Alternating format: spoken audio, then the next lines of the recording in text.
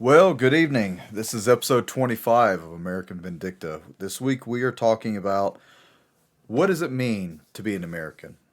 What does it mean to you to be an American?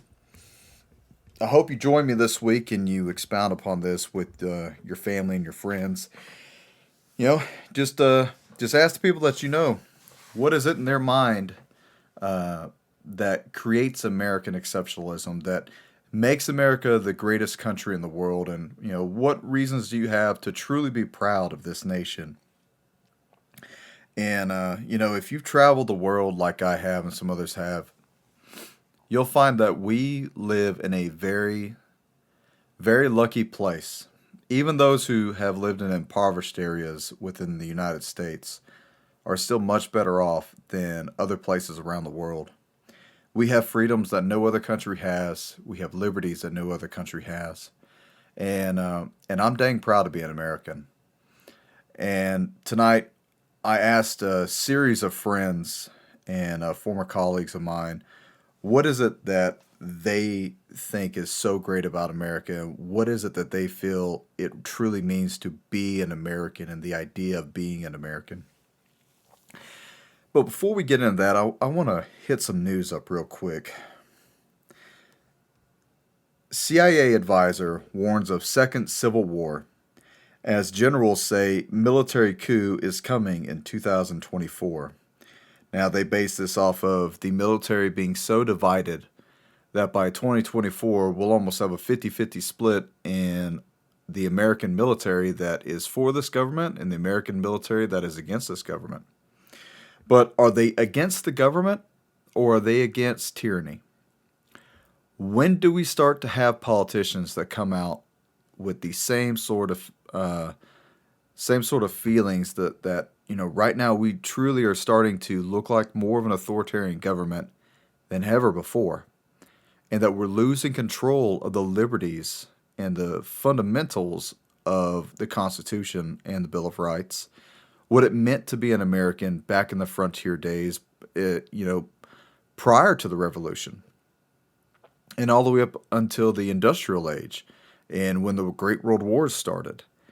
We take this question, what does it mean to be an American? It really comes down to the individual. And I would have to say that at the end of the day, you need to constantly prepare for what's coming in this country. But even though you need to prepare with food, water, guns, gold, good tools, have a good network of people, good survival skills, all that good stuff, you need to prepare to go back in time to when the Constitution was first created, when men were fighting for their freedom from a tyrannical government, and the sacrifice that men and women were willing to make in order to be free, in order to not be ruled, in order to worship God freely, in order to have a free republic, a free enterprise amongst ourselves where we could equally share our goods or barter, create our own individualized economy like we have now, which is why we're so successful. Not everything that you pay goes halfway to the state, and some countries that is how it is. With these communist countries, what you make goes right back to the state, and then the state gives you a portion of what you made or what you grew. So far in this country, we haven't reached that pinnacle, but if we continue down this path, if we continue to divide ourselves, we're going to lose the fundamentals of what it meant to be an American. We have traded good for evil. We call evil good. We've gone against God. We've gone against our basic principles of American exceptionalism. And we have accepted weakness, and our pride is starting to kill us. We are truly losing sight of what separates us from the rest of the world. And we've lost sight as to why the rest of the world will do whatever it takes to escape the country that they're in, even if it's a first world country, just to get to America. this great American experiment of freedom is still ongoing. It's not completed. I think we have more to come. I think Americans have a lot more fight left in them. I am pessimistic, uh, but I base that off of reality. And I just hope that, even if we can't all get along, hopefully you can get along within your community and have a prepared community for whatever comes. Uh, I don't mean to be Debbie Downer, but we are going to come into some more dark times. We're probably going to eventually start losing parts of our government and the ability to control that part of the government. Right now the government's already so big, it's almost uncontrollable. If you look at the just the way that we vote, we've almost lost that based off of 2020, and we have politicians who are more than willing to cover up the Dominion voting machines, more than willing to cover up all these different conspiracies that are out there. And they align themselves with communists. They align themselves with nations that we've been at war with. And you just have to sit back and ask yourself, what do these politicians, what can they possibly think it means to be an American at this point? Is it Representative Swalwell, who will lie in bed with a Chinese foreign agent, giving up government secrets for the honeypot? Is it Nancy Pelosi selling out herself to, mobsters and mafia, which is what her family comes from? When you start to learn the dirt of a lot of these politicians, you just sit back and you start thinking, my God, who have we put in charge of our country? And how do we get them out? Why do these people keep getting voted in? Why does Maxine Waters keep getting voted in? Nancy Pelosi, Chuck Schumer. Who is voting for these people? They obviously don't represent we the people. They represent other nations, and they represent themselves and their financial interests. When is it that we're going to say we've had enough, America? When are we finally going to be fed up with this and do away with the phony politicians, do away with the phony politics, and get back to our roots? I mean, just look at this. The National Archives adds trigger warnings to historical founding documents, including the Constitution and the Declaration of Independence. When did America become the biggest wuss on the playground?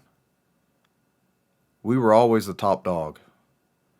We were always the group of people, when we walked into any type of combat zone, everybody knew America just showed up. Time to pack up your stuff and start leaving. Because we were going to fight until we won. Or we're going to come back and re-strategize, and we're going to come back even harder. I feel like we've lost that. I feel like we have detrimentally changed our military to the point that I don't know how combat effective they would be on the field anymore. We have Americans that are more than willing to show up in major cities. Right now they just have paintball guns and Molotov cocktails and chains and bats and knives, looking like gangs of New York. When does that finally turn into a kinetic firefight? Is that what they want? Is that what the politicians really want? Sometimes I think it is. Sometimes I think these politicians literally just want us to shoot at each other, so that they can cry wolf, they can cry foul, call in the UN, disarm us, tear down our freedoms, tear down our borders, and turn us to the new socialist regime that they always wanted and I always dreamed about. Makes me wonder what all people like me went through, and the average day-by-day Americans, what we go through, the amount of taxes that we pay with almost no representation. So, real quick, this is from a friend of mine. I thought you'd like to hear this. He's a former recon Marine. He said, I think it is having and this is me asking him what does he think it means to be an American. He said, I think it is having an innate sense of personal dignity, or it did anyway. A person with a sense of personal dignity, regardless of their station in life, will not subject themselves to injustice or oppression, no matter what form it comes in. This is at the root of the liberty that Christ offers all who believe in him. They are slave to no man, not even the desires of their flesh. Remove dignity, you make room for oppression. This started with the attack against manhood and the nuclear family through feminism and has now exploded into hedonism. Just look at a Burning Man concert and tell me if anyone has a sense of dignity. Look at the mask wearers and tell me if they have a sense of dignity. Look at our reprobate leaders. They have no dignity or decorum. America was historically exceptional. Our cultural norms were. America offered the greatest sense of wealth any man could ever desire, the right to be proud. And I'll add to that, the right to true freedom, to a dangerous freedom. Thomas Jefferson, former president, said the greatest danger to American freedoms is a government that ignores the Constitution. How many of you out there think our government, our leaders, ignore our Constitution or uphold our Constitution? How many of our leaders out there are more than willing to continue to raise taxes, continue to pass illegal laws, continue to violate the Constitution, the Bill of Rights? They'll continue to spy on you, to intimidate you with federal oversight or federal law enforcement or some sort of tyrannical law enforcement. And I'm a former cop, and I am pro-police. But there is a difference between being I don't know, I guess how would you say this? A professional law enforcement officer who's out there to serve the public and a government stooge who's just out there to collect a paycheck. We already have enough of these people. America truly needs leaders now. As weak as our nation is, as weak as our resolve has been, America's back has been broken. We need the most intensive physical care ever. And we need a true spiritual revival within this country. Because right now we just have a spirit of, annihilation, of hatred, reprobates, completely taken over most of the norms of society, to include mainstream media. People who will promote Satanism, hedonism, they'll promote tyranny, they'll promote abortion, child murder, yet they ignore child sex trafficking. They ignore the politicians who are involved in that.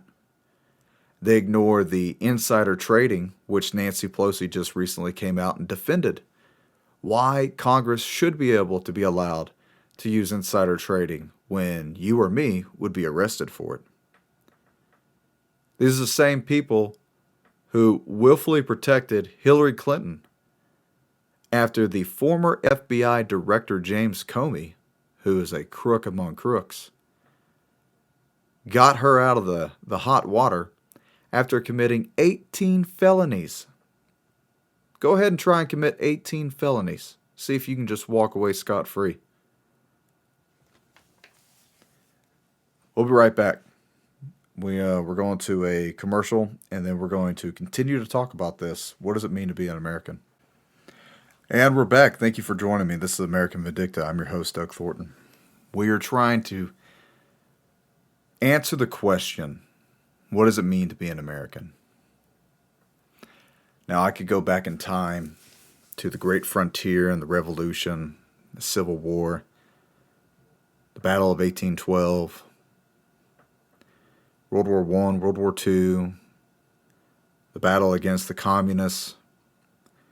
There's so many different examples in history of the great conflicts that we've been in that has shown American exceptionalism. Sometimes when I ask this question myself, I do come to American exceptionalism, a unique, one-of-a-kind concept of self-ownership. An American culture is based on a heritage of what was at the time a radical concept, that men should not be ruled over by a government or by a king. No taxation without representation.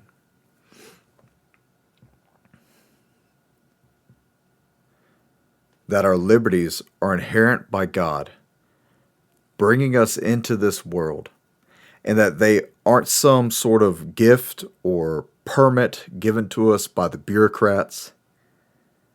The existence and success of this country is proof in and of itself that decentralization works better than top-down planning. It's proven to be better than the czars, better than the kingdoms, better than the barbarians. We put our liberties and our freedoms at the forefront of the mindset first. And then we built foundations and pillars upon that. And we stood this country up out of the muck and the mire. We fought many bloody battles. We fought against each other. We did a radical thing and took slavery, which was something that was forced upon us by England.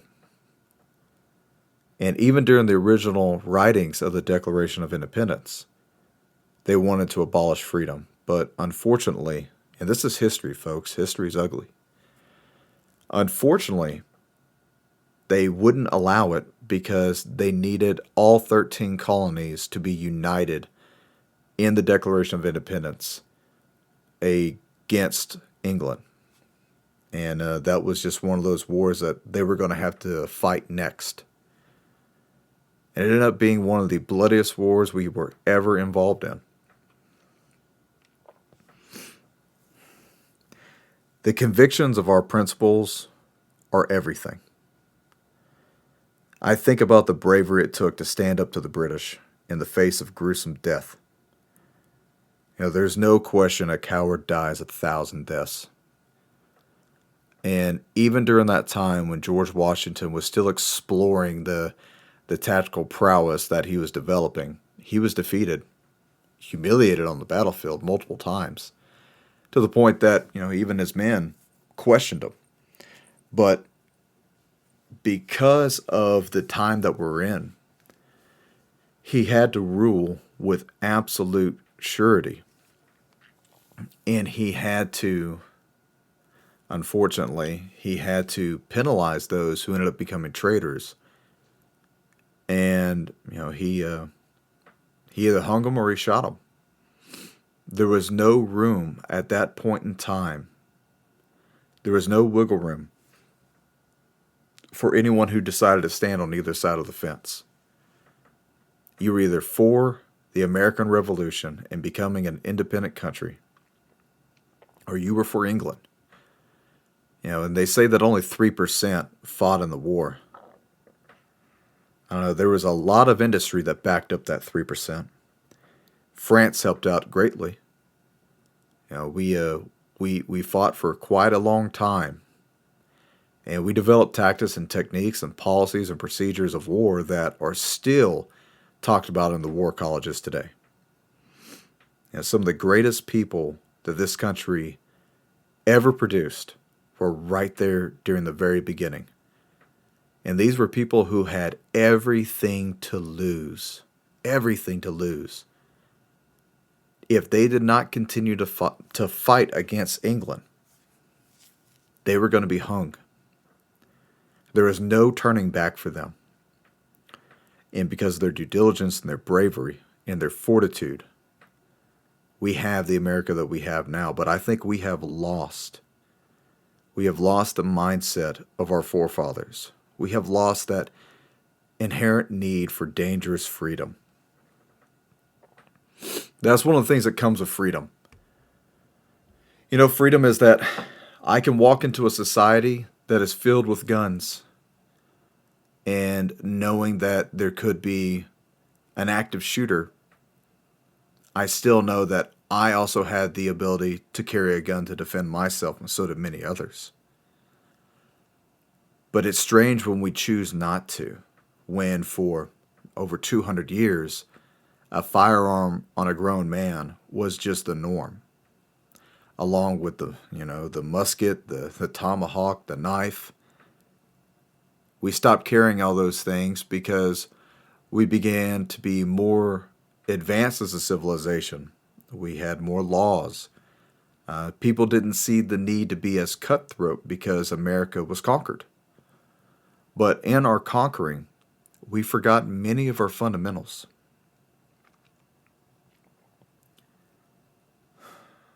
You have to think about this at times when you look at what our country is going through right now. When we see people lining up on either side of the fence based on politics.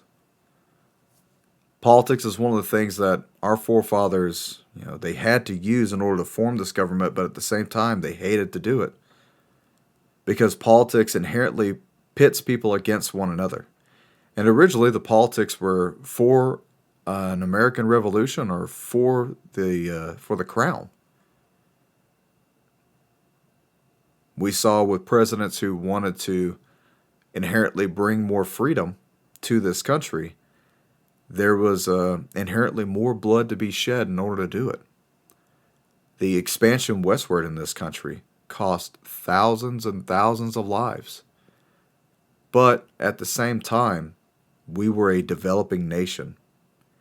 And, back in the 1700s, everything was brutal.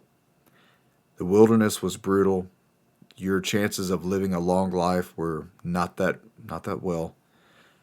Just look at Daniel Boontown and the trials, the tribulations that they went through, the constant skirmishes they had with the Native Americans, the fighting that they ended up having to do against the British.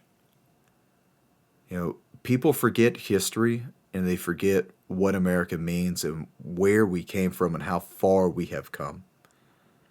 And we're circling back now, as Jen Psaki loves to say, we're circling back now to wanting an authoritative rule by a governing party. I mean, at this point, it feels like we are having a taxation without proper representation in this country now. Think about this. When Maxine Waters was telling people that if you see a Trump supporter, surround them, harass them, tell them they're not wanted here, tell them that we don't like them. Bold words from an old woman surrounded by men with guns. Trying to push the feeble-minded and the weak-minded into a frenzy. Pitting American against American. When we have other nation states who just sit back and they laugh. And they say, eventually, we won't have to conquer America. They'll just destroy themselves and from their own politics. Politics now are taught even at the kindergarten level. And maybe not actual historical American representation of politics. Instead, it's the party-divided politics. We have socialists, Marxists, communists, leftist extremists who have taken over the majority of our public education system and have ruined generations of children, have brainwashed them to be revolutionaries. Look at the great work that James O'Keefe's crew has done in Project Veritas in exposing all of this. it just makes me shake my head and think, my God, have we fallen this far? Can we pick ourselves back up? Are we worthy to hold the mantle of being the freest country on earth? Or have we given over to such inherently evil powers that the technocrats, the autocrats, the would-be dictators, have they plunged their claws so deep into the flesh of America that we'll either be torn asunder or we'll just bleed out? How much fight is still left in America? What do you love about America? Ask yourself that. What I love about America is that it is a living testament to the innovation or prosperity that comes as a byproduct of the government that is, I don't know, I guess you could say, going against the people and, well, not going against the people, but leaving us alone. The fact that we told the government that you work for us, you're a small portion of the government, a limited government. And we controlled that for a very long time. Our success as a nation is an active and continuous rebuttal to the idea that society needs to be planned and centrally controlled from an autocratic figure. I think that's fundamentally why the left regards the West, and more specifically the United States, as the great evil, or the great Satan. It's why they work so hard to tear us to shreds and destroy our constructs. Because as long as we're around, we serve as a rebuttal of Marxism and how evil capitalism is. It's why they've been attacking our economy and now our culture. It's why they rewrite our history to tell us a false tale of unique evils and thievery. Because without that false tale, you have the most successful nation ever to exist, the most powerful nation ever to exist, and at one point in time, the largest Christian nation ever to exist. Between mainstream media, the Marxist takeover of the government, the Marxist takeover of technology, my God, social media. They have told you everything that we have ever done wrong, and they have omitted from history all the good that we have done. America is not a perfect nation. We were never a perfect nation. I don't think we strived to be one. We just wanted to be a free nation.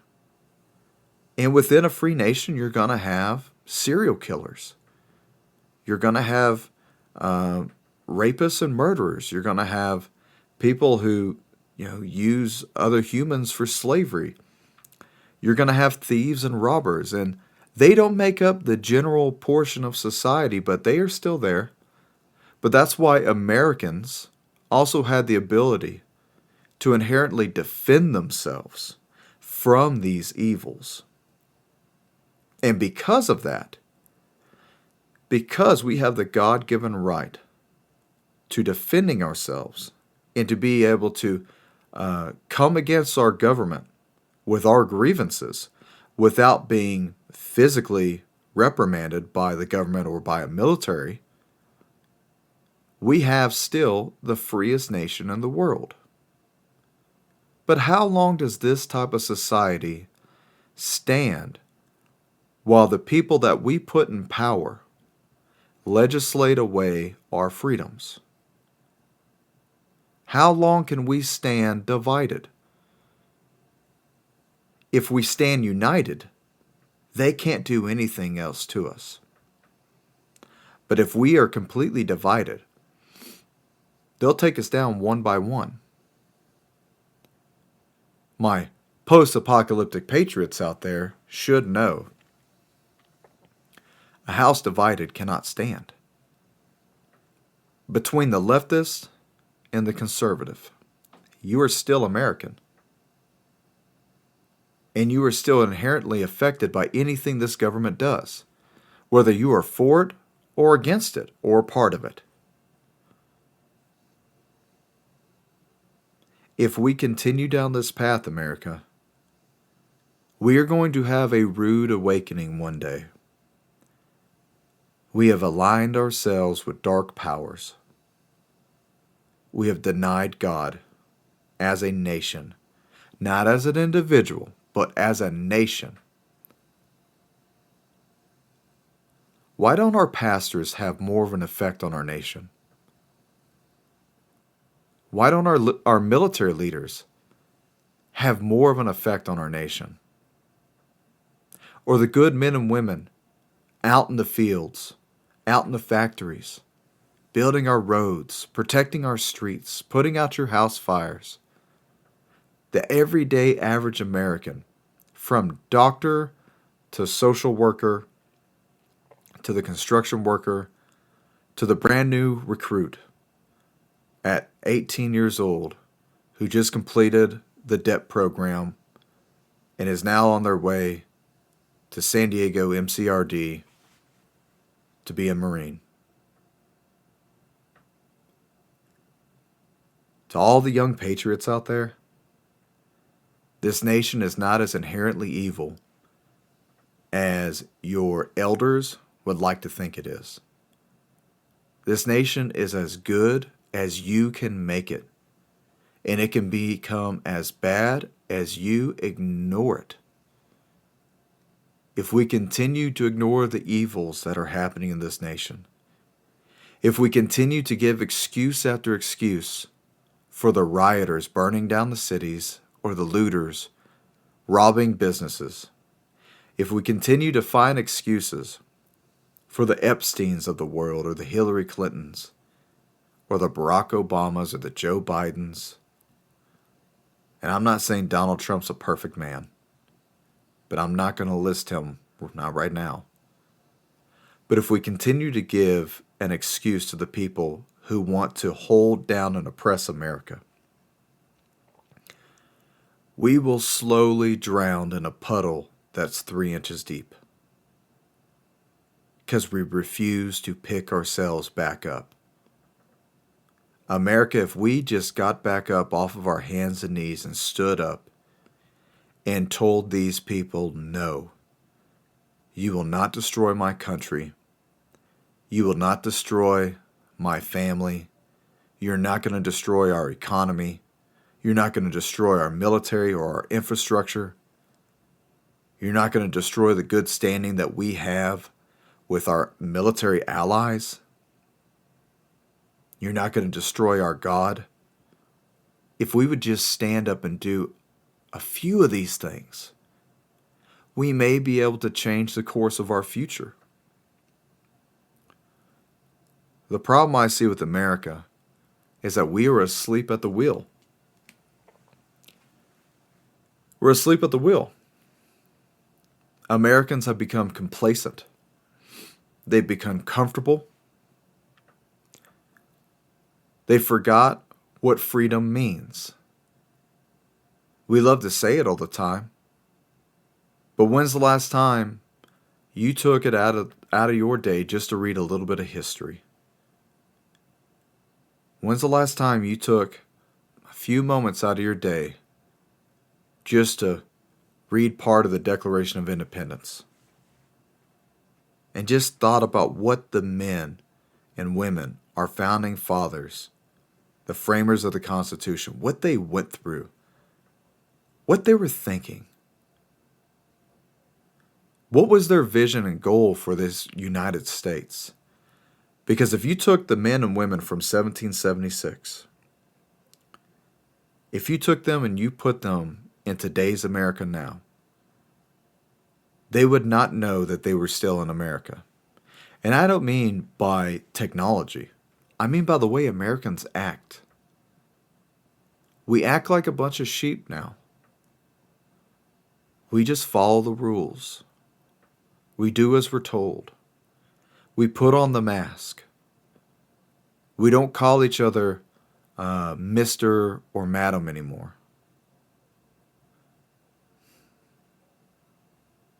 We ignore our God-given right of freedom. And we gave it up for peace and safety. Do we deserve either at this point?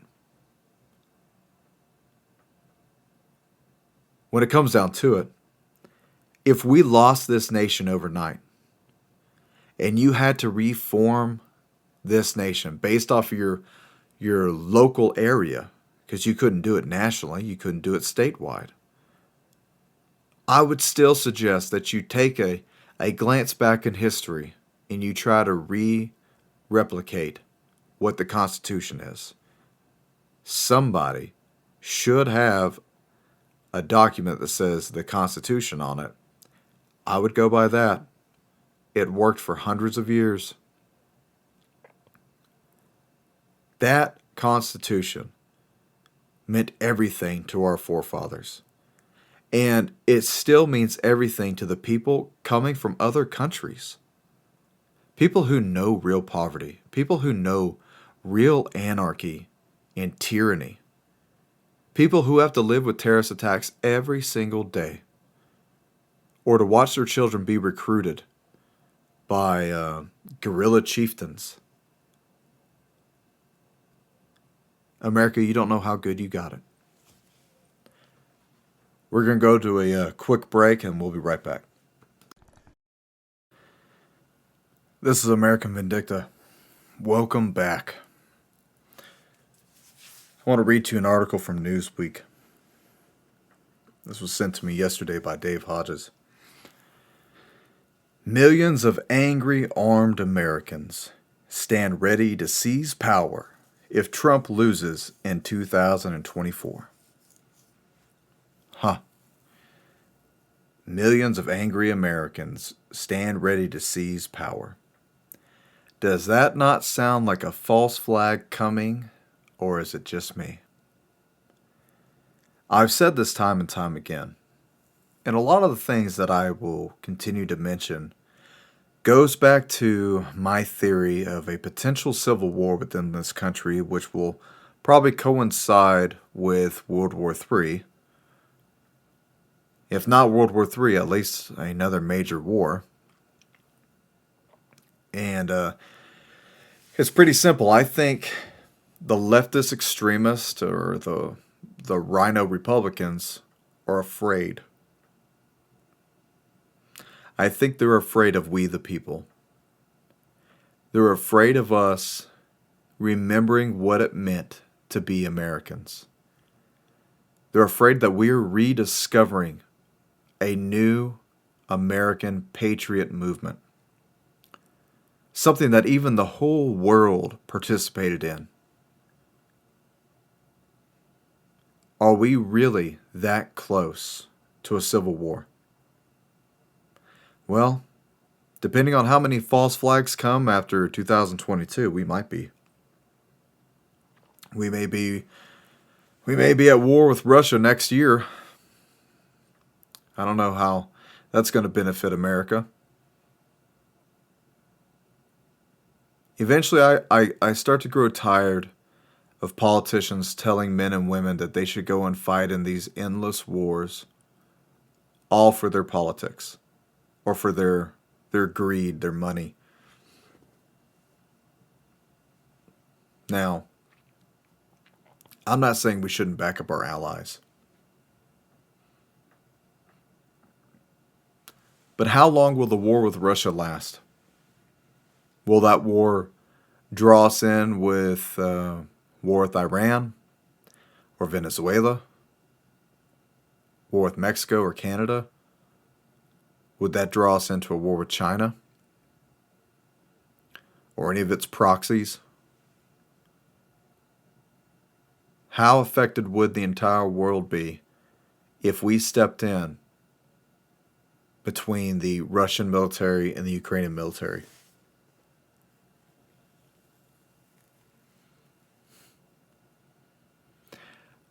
What will you do, America, whenever you go to cast your vote for Donald Trump again, if he's still around come 2024? That's a long time away when it comes to politics. What will you do when you cast your vote and he doesn't win again? Will it even be Biden? Will it even be Kamala? Will they still be in power? Or would some new crony of Nancy Pelosi's get put in? People are saying that Hillary Clinton may be put in soon. That Joe Biden may be pulled out by the 25th Amendment, or he may have some accident, or he may just get too sick. He may die of natural causes, and Kamala will be found inherently incapable of the position and be immediately replaced. Let me ask you this much. If it happened once already, and we can prove that there was illegal voting, we can prove that the system was rigged, and the military chose not to step in this time, because we all heard 2020 that the military was going to step in and they were going to seize control of D.C., and then they were going to put Donald Trump back into the position. That obviously didn't happen. And I don't follow QAnon. And I don't suggest anybody to follow QAnon.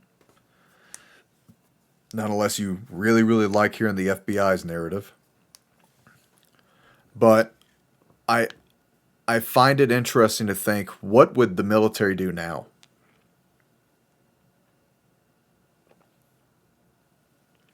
We're potentially going to have thousands of active duty service members who are going to be forcefully kicked out of the military. And it's already happening. The Air Force has done it. The Marine Corps has done it. God, I never thought my Marine Corps would do this. Not my Marine Corps. But, things change. But what will we do when we have potentially 100,000 or more service members discharged, dishonorably? Would that really happen? How disenfranchised would they be? How much into Jade Helm would that play in? Jade Helm was, of course, a PSYOP. It was a military exercise. Had to do a lot with Civil War. Look it up. Is that their future projections for America?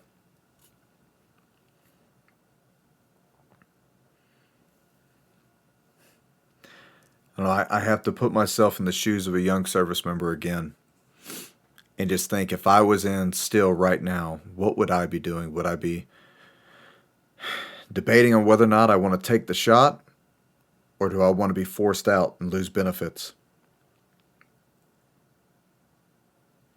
Those benefits as a veteran do help.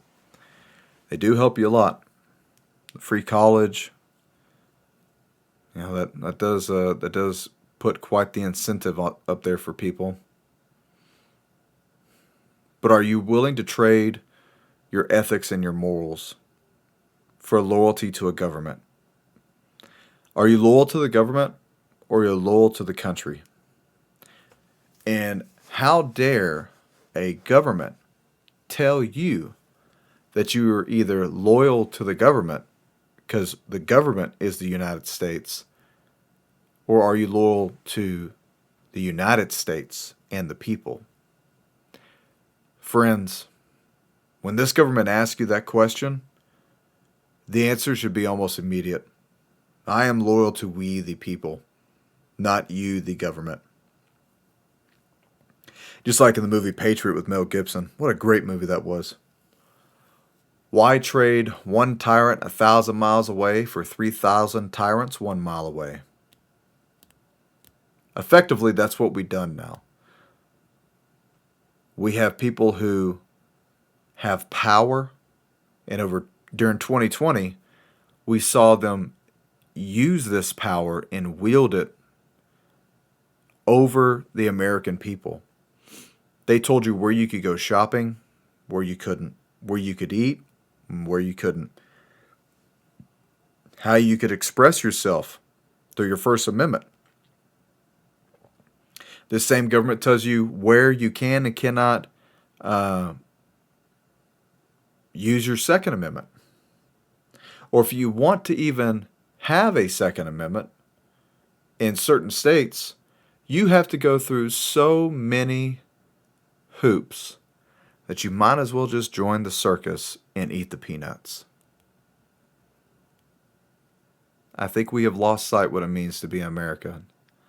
I think 2020 showed a lot of people that we have a government that is not for the people and by the people. I mean, just recently in New York, we had people that are being arrested at the Cheesecake Factory because they dare not produce their, what is it now, the vaccine passport. I thought that was illegal. I thought that wasn't going to go through in America. I thought Joe Biden said we will not have a vaccine passport. Joe, did you mean the federal government wouldn't, or that the United States wouldn't? I think somebody needs to tell the mayor or the governor of New York that she's not a tyrant. But I digress. America, we need to get back to what it means to be an Americans. But since we're probably not going to do that, since we probably can't get along, since Philadelphia, the movement of brotherly love, is no longer a necessity in this country, if we're not going to listen to the teachings of Jesus, if we're not going to respect each other's humanity, and if we're just going to accept globalism, and we're just going to accept the New World Order, we're going to let our, for now, elected officials act like prima donnas and dictators, well, then you might as well accept that we're going to have an apocalyptic event eventually in this country. Because America cannot continue to go the way it is and not look like Rome after it has fallen. Yeah, I was talking with Bob Griswold earlier. Great guy. Please go to his website. And he said, Doug, what took down Rome? What was more powerful? Was it Barabbas and the sword? Or was it Jesus and the 12 apostles? What took down Rome? Was it the sword or was it the truth? And you see, the interesting part of that is that for the most part, we conservatives, we worship Jesus, and we are led by the master of truth. These leftist extremists, to include the neocon Republicans, are guided by the unhealthy lies of Satan. And I mean very unhealthy. They have the father of the devil. They have become serpents in our midst. They know the truth, yet they deny it.